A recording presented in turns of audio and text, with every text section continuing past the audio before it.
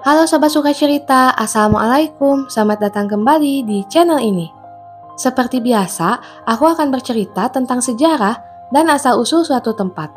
Kali ini, aku akan bercerita tentang sejarah dan asal-usul Bali.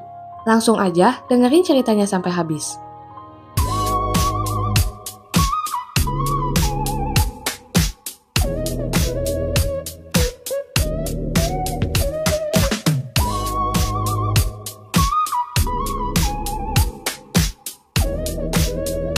Sejarah Bali meliputi rentang waktu perkembangan kebudayaan masyarakat Bali.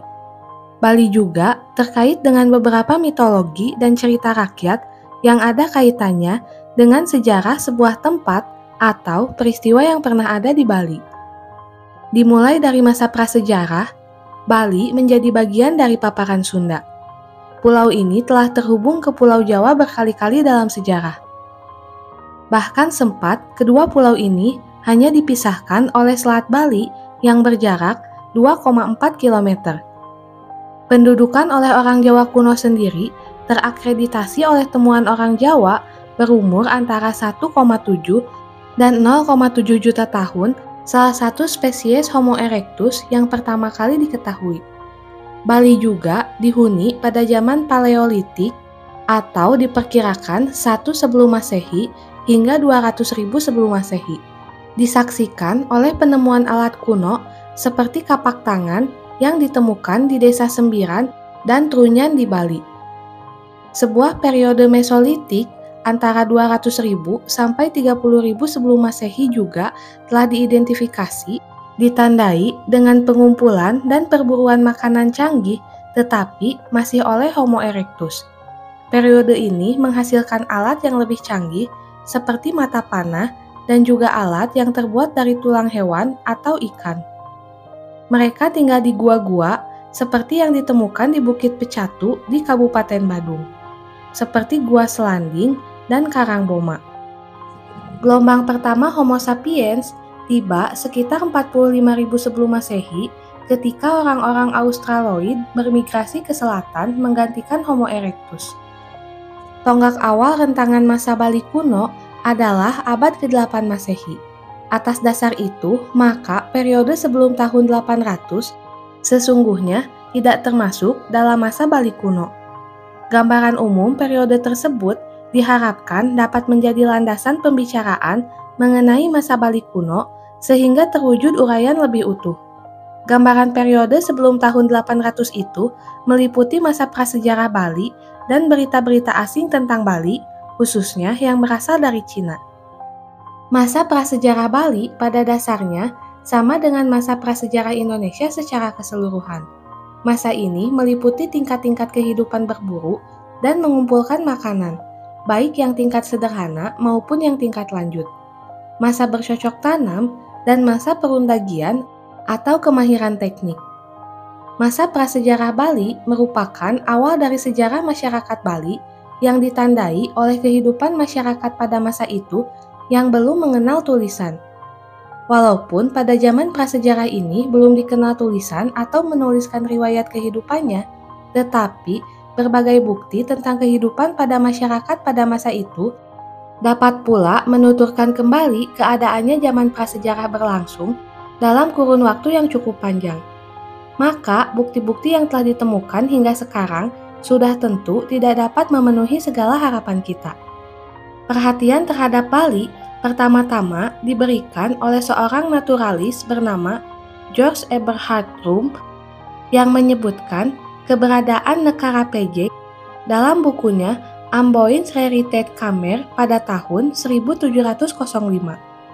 Sebagai pionir dalam penelitian kepurbakalaan di Bali adalah W.O.J. Nieuwenkamp yang mengunjungi Bali pada tahun 1906 sebagai seorang pelukis. Dia mengadakan perjalanan menjelajahi Bali dan memberikan beberapa catatan antara lain tentang Nekara di Pejing, Trunyan, dan Pura Bukit Penulisan. Perhatian terhadap Nekara Pejing ini dilanjutkan oleh K.C. Crouch pada tahun 1932 yang berhasil menemukan 3 bagian cetakan Nekara Pejing di Pura Banjar Manuaba Desa Kendran, Tegalalang. Penelitian prasejarah di Bali dilanjutkan oleh Dr. H.A.R. van Hekkeren dengan hasil tulisannya yang berjudul Sarcophagus on Bali tahun 1954. Pada tahun 1963, ahli prasejarah Indonesia Dr. Andes R.P. Sujono melakukan penggalian ini yang dilaksanakan secara berkelanjutan tahun 1973, 1974, 1984, dan 1985. Berdasarkan hasil-hasil penelitian yang telah dilakukan terhadap benda-benda temuan yang berasal dari tepi pantai Teluk Gilimanuk, diduga bahwa lokasi situs Gilimanuk merupakan perkampungan nelayan dari zaman perundagian di Bali. Di tempat ini sekarang berdiri sebuah museum. Berdasarkan bukti-bukti yang telah ditemukan di Bali hingga sekarang, kehidupan masyarakat atau penduduk Bali pada zaman prasejarah Bali dapat dibagi menjadi yang pertama, masa berburu dan mengumpulkan makanan tingkat sederhana, yang kedua, masa berburu dan mengumpulkan makanan tingkat lanjut, yang ketiga, masa bercocok tanam, yang keempat, masa perundagian. Berakhirnya zaman prasejarah di Indonesia ditandai dengan datangnya bangsa dan pengaruh Hindu. Pada abad-abad pertama Masehi, sampai dengan kurang lebih tahun 1500, yakni dengan lenyapnya kerajaan Majapahit, merupakan masa-masa pengaruh Hindu. Dengan adanya pengaruh-pengaruh dari India itu, berakhirlah zaman prasejarah Indonesia karena didapatkannya keterangan tulisan yang memasukkan bangsa Indonesia ke dalam zaman sejarah. Berdasarkan keterangan-keterangan yang ditemukan pada prasasti abad ke-8 Masehi, dapatlah dikatakan bahwa periode sejarah Bali kuno meliputi kurun waktu antara abad ke-8 Masehi sampai dengan abad ke-14 Masehi dengan datangnya ekspedisi Gajah Mada dari Majapahit yang mengalahkan Bali. Nama Bali Dwipa tidaklah merupakan nama baru, namun telah ada sejak zaman dahulu. Hal ini dapat diketahui dari beberapa prasasti, di antaranya dari prasasti Belanjong yang dikeluarkan oleh Sri Kesari Warmadewa pada tahun 913 Masehi yang menyebutkan kata Wali Dwipa. Demikian pula dari prasasti-prasasti Raja Jayapangus seperti prasasti Buah Hande dan prasasti Cempaga'a yang berangka tahun 1181. Di antara raja-raja Bali yang banyak meninggalkan keterangan tulisan yang juga menyinggung gambaran tentang susunan pemerintahan pada masa itu adalah Udayana, Jayapangus, Jayasakti, dan anak bungsu. Dalam mengendalikan pemerintahan, raja dibantu oleh satu badan penasehat pusat. Dalam prasasti tertua tahun 882 sampai 914, badan ini disebut sebagai istilah Panglapuan. Sejak zaman Udayana, Badan Penasihat Pusat disebut dengan istilah Pakiran-Kiran Ijro Makabaihan. Badan ini beranggotakan beberapa orang senapati dan pendeta Siwa dan Buddha. Di dalam prasasti-prasasti sebelum Raja Anak Bungsu disebut beberapa jenis seni yang ada pada waktu itu. Akan tetapi, baru pada zaman Raja Anak Bungsu, kita dapat membedakan jenis seni menjadi dua kelompok besar, yaitu seni keraton dan seni rakyat. Istilah seni keraton ini tidak berarti bahwa seni ini tertutup sama sekali bagi rakyat. Kadang-kadang seni ini dipertunjukkan kepada masyarakat di desa-desa, atau dengan kata lain, seni keraton ini bukanlah monopoli raja-raja. Dalam bidang agama, pengaruh zaman prasejarah terutama dari zaman megalitikum masih terasa kuat. Kepercayaan pada masa itu dititik beratkan kepada pemujaan roh nenek moyang yang disimboliskan dalam wujud bangunan pemujaan yang disebut teras piramid atau bangunan berundak-undak. Kadang-kadang di atas bangunan ditempatkan menhir, yaitu tiang batu monolit sebagai simbol roh nenek moyang mereka. Pada masa Hindu, hal ini terlihat pada bangunan pura atau meru yang mirip dengan pundan berundak-undak. Kepercayaan pada dewa-dewa gunung, laut, dan lainnya yang berasal dari zaman sebelumnya masuk Hindu tetap tercermin dalam kehidupan masyarakat pada zaman setelah masuknya agama Hindu. Pada masa permulaan hingga masa pemerintahan Raja Sriwijaya Mahadewi tidak diketahui dengan pasti agama yang dianut pada masa itu. Hanya dapat diketahui dari nama-nama biksu yang memakai unsur nama Siwa. Sebagai contoh, Biksu Pikawangsita Siwa, Biksu Siwa Nirmala, dan Biksu Siwa Prajna. Berdasarkan hal ini, kemungkinan agama yang berkembang pada saat itu adalah agama Siwa. Barulah pada masa pemerintahan Raja Udayana dan permaisurinya ada dua aliran agama besar yang dipeluk oleh penduduk, yaitu agama Siwa dan agama Buddha. Keterangan ini diperoleh dari prasasti-prasastinya yang menyebutkan adanya Empungku Sewa Sogata atau Siwa Buddha sebagai pembantu raja. Kemudian memasuki masa Majapahit tahun 1343 sampai 1846. Masa ini dimulai dengan kedatangan ekspedisi Gajah Mada pada tahun 1343. Ekspedisi Gajah Mada ke Bali dilakukan pada saat Bali diperintah oleh Kerajaan Bedahulu dengan Raja Astasura Ratna Bumi Banten dan Patih Kebo Iwa. Dengan terlebih dahulu membunuh Kebo Iwa, Gajah Mada memimpin ekspedisi bersama Panglima Arya Damar dengan dibantu oleh beberapa orang Arya. Penyerangan ini mengakibatkan terjadinya pertempuran antara pasukan Gajah Mada dengan Kerajaan Bedahulu. Pertempuran ini mengakibatkan Raja Bedahulu dan putranya wafat. Setelah Pasunggerigis menyerah, terjadilah kekosongan pemerintahan di Bali. Untuk itu, Majapahit menunjuk Sri Kresna Kepakisan untuk memimpin pemerintahan di Bali dengan pertimbangan bahwa ia memiliki hubungan darah dengan penduduk Bali Aga.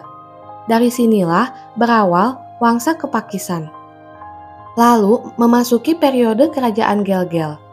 Karena ketidakcakapan Raden Agra Samprangan menjadi raja, Raden Samprangan digantikan oleh Dalem Ketut Ngulesir. Oleh Dalem Ketut Ngulesir, pusat pemerintahan dipindahkan ke Gelgel. Pada saat inilah dimulai periode Gelgel dan Raja Dalem Ketut Ngulesir merupakan raja pertama. Raja yang kedua adalah Dalem Waturenggong yang menjabat tahun 1460 sampai 1550. Dalem Waturenggong menaiki singgasana dengan warisan kerajaan yang stabil sehingga ia dapat mengembangkan kecakapan dan kewibawaannya untuk memakmurkan kerajaan Gelgel. Di bawah pemerintahan Waturenggong, Bali atau Gelgel mencapai puncak kejayaannya. Setelah Dalem Waturenggong wafat, ia digantikan oleh Dalem Bekung yang menjabat tahun 1550 sampai 1580. Sedangkan raja terakhir dari zaman Gelgel adalah Dalem Dimade yang menjabat tahun 1605 sampai 1686. Setelah periode Gelgel, masuk lagi ke periode Kerajaan Klungkung. Kerajaan Klungkung sebenarnya merupakan kelanjutan dari dinasti Gelgel. Pemberontakan I Gusti Agung Maruti ternyata telah mengakhiri periode Gelgel. Hal ini terjadi karena setelah putra Dalem Dimade dewasa dan dapat mengalahkan I Gusti Agung Maruti, istana Gelgel tidak dipulihkan kembali. Gusti Agung Jambe sebagai putra yang berhak atas tahta kerajaan ternyata tidak mau bertahta di Gelgel, tetapi memilih tempat baru sebagai pusat pemerintahannya, yaitu bekas persembunyiannya di Semarapura. Dengan demikian, Dewa Agung Jambe pada tahun 1710 sampai 1775 merupakan raja pertama pada zaman Klungkung. Raja kedua adalah Dewa Agung Dimade I, sedangkan Raja Klungkung yang terakhir adalah Dewa Agung Dimade II. Pada zaman Klungkung ini, wilayah kerajaan terbelah menjadi kerajaan-kerajaan kecil. Kerajaan-kerajaan kecil ini selanjutnya menjadi swapraja yang berjumlah 8 buah. Pada zaman kemerdekaan dikenal sebagai kabupaten. Kerajaan-kerajaan pecahan Klungkung yang pertama, Kerajaan Badung yang kemudian menjadi Kabupaten Badung dan Kota Denpasar. Kedua, Kerajaan Mengwi yang kemudian menjadi Kecamatan Mengwi. Ketiga, Kerajaan Bangli yang kemudian menjadi Kabupaten Bangli. Yang keempat, Kerajaan Buleleng yang kemudian menjadi Kabupaten Buleleng. Kelima, Kerajaan Gianyar yang kemudian menjadi Kabupaten Gianyar. Keenam, Kerajaan Karangasem yang kemudian menjadi Kabupaten Karangasem. Ketujuh, Kerajaan Klungkung yang kemudian menjadi Kabupaten Klungkung. Dan terakhir, Kerajaan Tabanan yang kemudian menjadi Kabupaten Tabanan.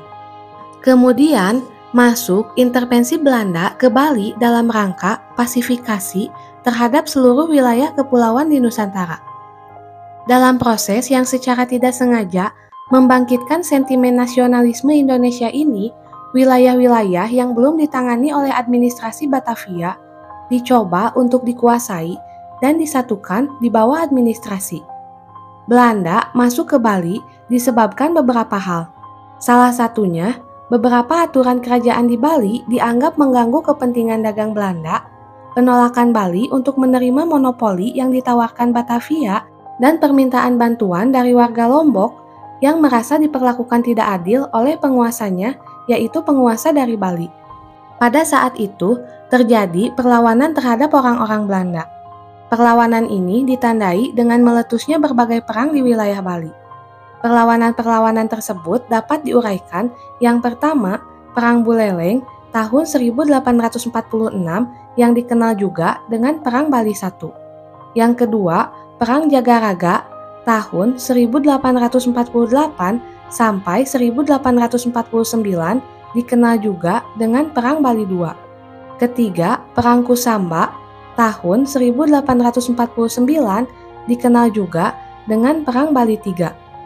Keempat, Perang Banjar tahun 1858. Kelima, intervensi Belanda di Lombok dan Karangasem tahun 1894. Keenam, Puputan Badung tahun 1906 dan terakhir Puputan Klungkung pada tahun 1908. Dengan kemenangan Belanda dalam seluruh perang dan jatuhnya Kerajaan Klungkung ke tangan Belanda, berarti secara keseluruhan Bali telah jatuh ke tangan Belanda. Dimulai sejak awal Kerajaan Buleleng yang jatuh ke tangan Belanda, mulailah pemerintah Belanda ikut campur mengurus soal pemerintahan di Bali. Hal ini dilaksanakan dengan mengubah nama raja sebagai penguasa daerah dengan nama Regent untuk daerah Buleleng dan Jembrana, serta menempatkan PL Van Bloemen-Wanders sebagai controller yang pertama di Bali. Struktur pemerintahan di Bali masih berakar pada struktur pemerintahan tradisional, yaitu tetap mengaktifkan kepemimpinan tradisional dalam melaksanakan pemerintahan di daerah-daerah. Untuk di daerah Bali, kedudukan raja merupakan pemegang kekuasaan tertinggi, yang pada waktu itu pemerintahan kolonial didampingi oleh seorang controller. Di dalam bidang pertanggungjawaban, raja langsung bertanggung jawab kepada residen Bali dan Lombok yang berkedudukan di Singaraja. Sedangkan untuk Bali Selatan, raja-rajanya bertanggung jawab kepada asisten residen yang berkedudukan di Denpasar. Untuk memenuhi kebutuhan tenaga administrasi, pemerintah Belanda telah membuka sebuah sekolah rendah yang pertama di Bali, yakni di Singaraja pada tahun 1875 yang dikenal dengan nama Tweedy Class School. Pada tahun 1913 dibuka sebuah sekolah dengan nama Eerste Inland School dan kemudian disusul dengan sebuah sekolah Belanda dengan nama Holland Inland School atau HIS yang muridnya kebanyakan berasal dari anak-anak bangsawan dan golongan kaya. Akibat pengaruh pendidikan yang didapat, para pemuda pelajar dan beberapa orang yang telah mendapat pekerjaan di kota Singaraja berinisiatif untuk mendirikan sebuah perkumpulan dengan nama Suwita Gama Tirta yang bertujuan untuk memajukan masyarakat Bali dalam dunia ilmu pengetahuan melalui ajaran agama. Sayang, perkumpulan ini tidak berumur panjang. Kemudian, beberapa guru yang masih haus dengan pendidikan agama mendirikan sebuah perkumpulan yang diberi nama Santi pada tahun 1923. Perkumpulan ini memiliki sebuah majalah yang bernama Santi Adnyana yang kemudian berubah menjadi Bali Adnyana. Pada tahun 1925, di Singaraja juga didirikan sebuah perkumpulan yang diberi nama Surya Kanta dan memiliki sebuah majalah yang diberi nama Surya Kanta. Seperti perkumpulan Santi, Surya Kanta menginginkan agar masyarakat Bali mengalami kemajuan dalam bidang pengetahuan dan menghapuskan adat istiadat yang sudah tidak sesuai dengan perkembangan zaman. Sementara itu, di Karangasem, lahir suatu perhimpunan yang bernama Satya Samudaya Baudanda Bali Lombok, yang anggotanya terdiri atas pegawai negeri dan masyarakat umum dengan tujuan menyimpan dan mengumpulkan uang untuk kepentingan studi fonds. Setelah melalui beberapa pertempuran, tentara Jepang mendarat di Pulau Sanur pada tanggal 18 dan 19 Februari 1942. Dari arah Sanur ini, tentara Jepang memasuki kota Denpasar dengan tidak mengalami perlawanan apa-apa. Kemudian, dari Denpasar inilah Jepang menguasai seluruh Bali. Mula-mula, yang meletakkan dasar kekuasaan Jepang di Bali adalah pasukan anggota darat Jepang atau Rikugun. Kemudian, ketika suasana sudah stabil, penguasaan pemerintahan diserahkan kepada pemerintahan sipil. Karena selama pendudukan Jepang, suasana berada dalam keadaan perang, seluruh kegiatan diarahkan pada kebutuhan perang. Para pemuda dididik untuk menjadi tentara pembela tanah air atau PETA. Untuk daerah Bali, PETA dibentuk pada bulan Januari tahun 1944 yang program dan syarat-syarat pendidikannya disesuaikan dengan PETA di Jawa. Menyusul proklamasi kemerdekaan Indonesia, pada tanggal 23 Agustus 1945, Mr. I Gusti Ketut Puja tiba di Bali dengan membawa mandat pengangkatannya sebagai Gubernur Sunda Kecil. Sejak kedatangannya, proklamasi kemerdekaan Indonesia di Bali mulai disebarluaskan sampai ke desa-desa. Pada saat itulah, mulai diadakan persiapan-persiapan untuk mewujudkan susunan pemerintahan di Bali sebagai daerah Sunda Kecil dengan ibu kotanya di Singaraja. Sejak pendaratan Nica di Bali, Bali selalu menjadi arena pertempuran. Dalam pertempuran itu, pasukan Republik Indonesia menggunakan sistem gerilya. Oleh karena itu, MBO sebagai induk pasukan selalu berpindah-pindah. Untuk memperkuat pertahanan di Bali, didatangkan bantuan ALRI dari Jawa yang kemudian menggabungkan diri ke dalam pasukan yang ada di Bali. Karena seringnya terjadi pertempuran, pihak Belanda pernah mengirim surat kepada Rai untuk mengadakan perundingan. Akan tetapi, pihak pejuang Bali tidak bersedia, bahkan terus memperkuat pertahanan dengan mengikutsertakan seluruh rakyat. Untuk memudahkan kontak dengan Jawa, Rai pernah mengambil siasat untuk memindahkan perhatian Belanda ke bagian timur Pulau Bali. Pada 20 Mei 1946, Rai mengerahkan pasukannya menuju ke timur dan ini terkenal dengan sebutan Long March. Selama diadakan Long March, pasukan gerilya sering dihadang oleh tentara Belanda sehingga sering terjadi pertempuran. Pertempuran yang membawa kemenangan di pihak pejuang ialah pertempuran Tanah Arun, yaitu pertempuran yang terjadi di sebuah desa kecil di lereng Gunung Agung, Kabupaten Karangasem. Dalam pertempuran Tanah Arun yang terjadi pada tanggal 9 Juli 1946 itu, pihak Belanda banyak menjadi korban. Setelah pertempuran itu, pasukan Ngurah Rai kembali menuju arah barat yang kemudian sampai di Desa Marga di daerah Tabanan. Untuk lebih menghemat tenaga karena terbatasnya persenjataan, ada beberapa anggota pasukan terpaksa disuruh berjuang bersama-sama dengan masyarakat. Pada waktu staf MBO berada di Desa Marga, I Gusti Ngurah Rai memerintahkan pasukan untuk merebut senjata polisi Nica yang ada di kota Tabanan. Perintah itu dilaksanakan pada tanggal 18 November 1946 pada malam hari. Beberapa pucuk senjata beserta pelurunya dapat direbut dan seorang komandan polisi Nica ikut menggabungkan diri kepada pasukan Ngurah Rai. Setelah itu, pasukan segera kembali ke Desa Marga.